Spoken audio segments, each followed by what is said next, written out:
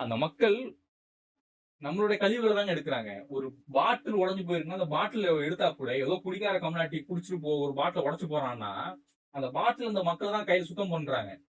கையிலயோ, கால்லயோ உங்களுக்கு ஒரு கீறல் ஏற்பட்டாலோ, அவங்க அதுக்கு லீவ் எடுத்தாலோ, அவங்களுக்கு ஊதியத்தோட அவங்களுக்கு விடுமுறை குடுக்கறது இல்ல. அவங்க லீவ் எடுத்தாங்கன்னா, நீங்க ஊதியம் கட்டு.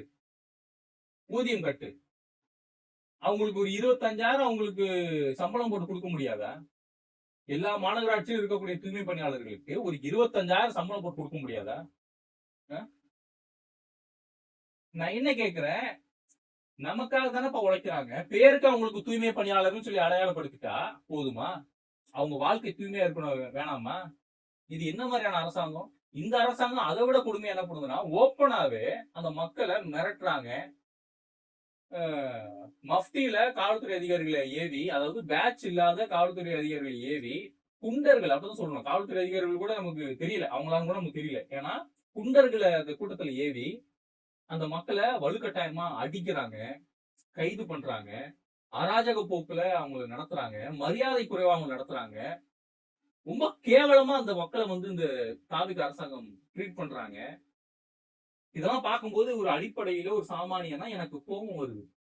என் கோபத்தை நான் இப்ப வெளிக்காட்டுறேன் அப்படின்னா, பழைய பரத்தா இருந்தா இன்னரும் வேற மாதிரி பேசிட்டு இருந்திருப்பேன். நம்ம ஏன் கொஞ்சம் பொறுமையா போயிட்டு இருக்கோம்னா, இந்த மக்கள் என்ன முடிவெடுக்க போறாங்க? ஏன்னா அந்த மக்கள் என்ன முடிவெடுக்க போறாங்களோ அதை நோக்கி தான் நம்மளும் பயணிக்கணும். நம்ம இழுக்கிற இழுவைக்கு அவங்க வரணும் அவசியம் இல்லை. நம்ம யாரும் எந்த ஒரு கூட்டத்தையும் நம்ம வழி நடத்தணும் அவசியம் இல்லை. அந்த கூட்டம் பயணிக்கக்கூடிய பாதையில நம்ம அவங்க கூட சேர்ந்து பயணிக்கணும். இவ்வளவுதான் என்னுடைய கொள்கை. இவ்வளவுதான். எல்லா விஷயத்திலும் இவ்வளவுதான். அப்ப இந்த மக்கள் இன்னைக்கு தாவேக அரசாங்கத்தை எதிர்த்து என்ன முடிவு, என்ன தீர்மானம் எடுக்க போறாங்க? அடுத்த கட்ட நடவடிக்கை அந்த மக்களுடைய வாழ்வியல்ல எந்த மாதிரியான ஒரு மாற்றத்தை ஏற்படுத்த போகுது அப்படிங்கறதான் இப்ப என்னுடைய பார்வை.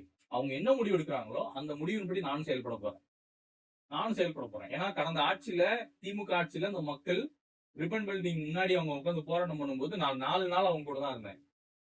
ஒரு 8, 9 மணி போல காவல்துறை விரட்டுறாங்க.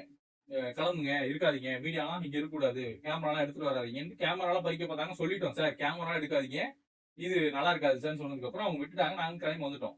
இங்கெல்லாம் அனுப்பிட்டு ஒரு 11 to 12 மணி இந்த டயத்துல தடியடி நடத்தி அந்த மக்கள் அந்த இடத்துல இருந்து அப்புறப்படுத்தி அந்த மக்களை கொடுமைப்படுத்தி அந்த மக்கள் மீது வழக்குகள் பதிவு செஞ்சு அராஜக போக்குல அந்த அன்னைக்கு அந்த அரசாங்கம் சில நடவடிக்கை எடுத்தாங்க. திமுக அப்படின்ற அந்த கட்சி சில நடவடிக்கை எடுத்தது. நம்ம யாருக்கும் முட்டு கொடுக்கணும் அவசியம் இல்லை, உண்மையானு சொல்லிட்டு போயிடுவோம். ஆனா இன்னைக்கு அதை விட கொடுமையா, கொடூரமா இன்னைக்கு தாவேக அரசாங்கம் செயல்படுது.